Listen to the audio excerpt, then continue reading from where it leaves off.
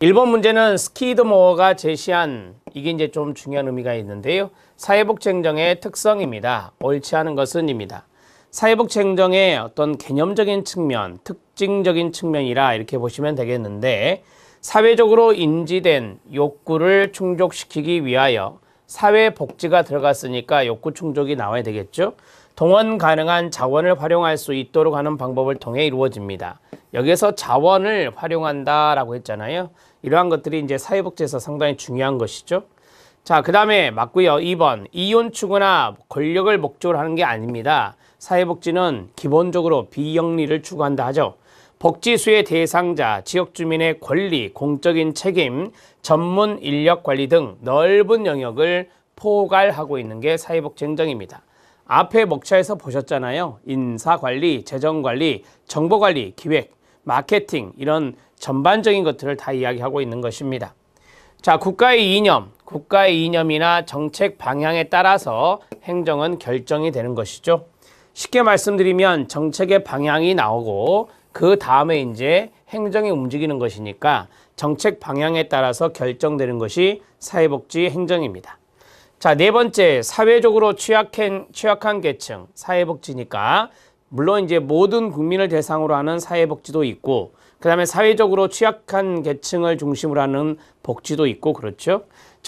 이러한 정책을 합리적으로 책임감 있게 집행해야 됩니까? 네, 그렇죠. 따라서 개인적인 책임감이라 하면 안 되죠. 이거는 사회적인 책임감이라 해야 됩니다. 사회적인 책임감. 그래야 정책을 합리적이고 책임감 있게 수행할 수 있게 되는 것입니다. 개인적인 책임감 이 부분이 틀렸네요. 4번이 잘못된 부분이 있었습니다. 자, 5번 봅니다. 자, 5번은 실천 수단과 방법과 선택, 사회복지급여 및 서비스를 준비하고 운영하는 과정입니다. 여기서 이제 서비스를 준비한다는 말, 운영한다는 말, 이런 것들이 이제 사회복지 행정이 되겠죠. 행정은 이제 집행과 연관성이 있는 것이에요. 사회복지 정책의 성격 및 내용과 밀접한 관련성을 갖고 있는 것입니다. 그러니까 사회복지 정책의 방향이 나오면 그걸 집행하는 것이 바로 사회복지 행정이다. 이렇게 보시면 되겠습니다. 자, 1번의 답은 4번이 답입니다. 2번 문제에 들어갑니다.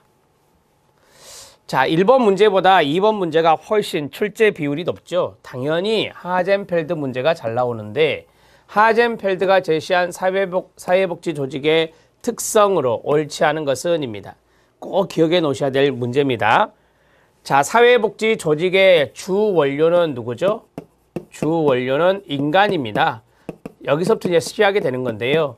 주 원료는 인간이다 또는 원료는 인간이다 라고 해요. 사회복지 서비스의 효과를 확실하고 타당하게 정확하게 측정할 표준 척도가 거의 없습니다. 왜냐하면 이제 인간이다 보니 조직의 목표도 모호하고 자, 뒤에 나올 거예요. 목표가 모호하니 그런 효과나 효율성을 정확하게 타당하게 측정할 만한 척도가 거의 없다라고 합니다. 자, 이거는 목표의 모호성 때문이에요. 목표의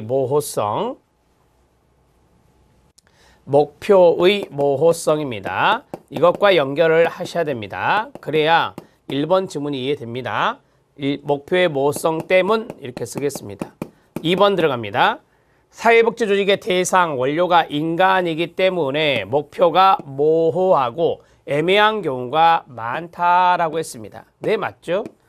자, 세 번째, 사회복지 조직에 투입되는 원료가 도덕적 가치를 지닌 인간이라 했습니다. 클라이언트에 대한 모든 활동은 도덕적으로 정당화되어야 합니다.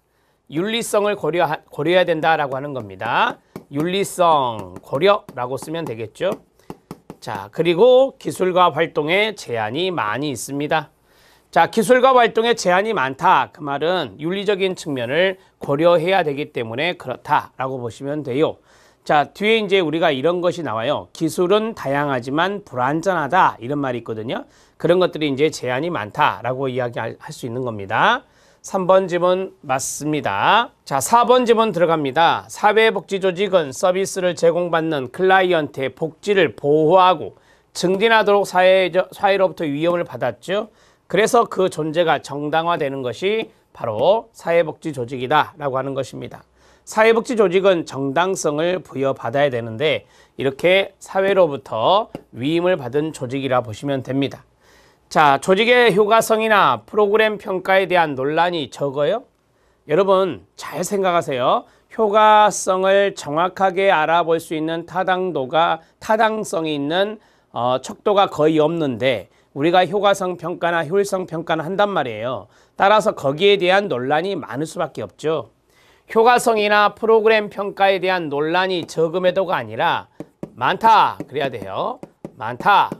따라서 변화와 혁신이 필요하다는, 사회복지 조직은 변화와 혁신이 필요하다는 저항이 다른 조직보다 크게 나타나는 겁니다. 뒷부분 맞고 여기가 틀렸습니다. 답은 5번입니다. 2번 문제 잘 기억해 놓으세요. 2번 문제가 잘 등장하는 것이니까요. 3번 문제 들어갑니다. 3번 문제는 사회복지 행정에 관한 것입니다. 사회복지 행정에 관한 전반적인 내용인데 옳지 않은 것은 입니다.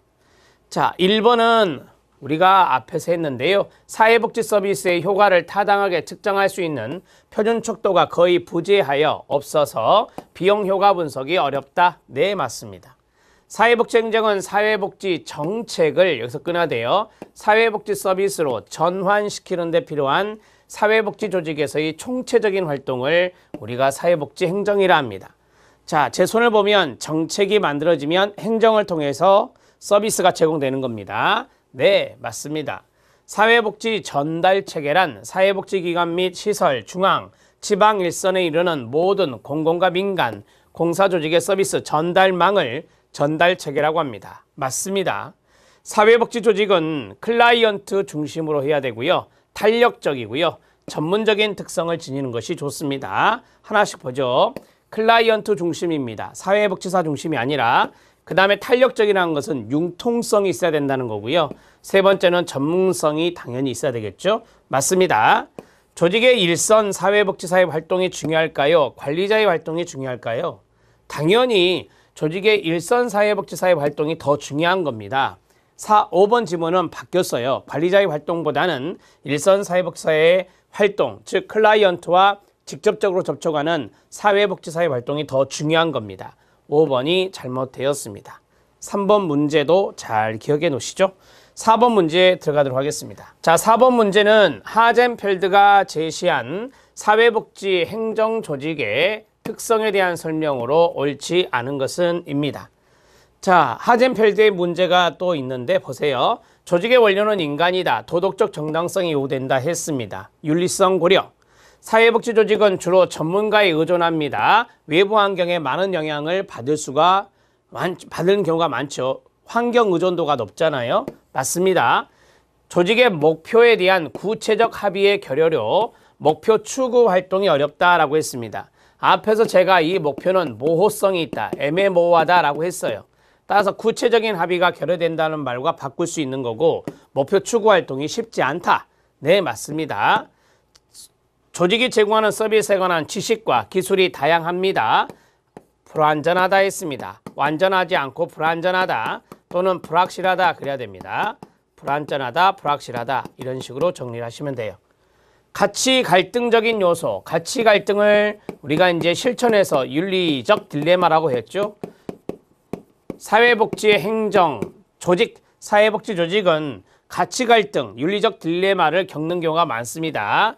이렇게 정리하시면 되겠습니다. 4번의 답을 해결했습니다. 4번이 답이 되겠습니다. 자, 우리가 이제 하젠펠드의 문제를 2번에서 풀어보고 4번에서 풀어봤는데 이 정도 보면 하젠펠드 문제는 충분히 풀 수 있습니다.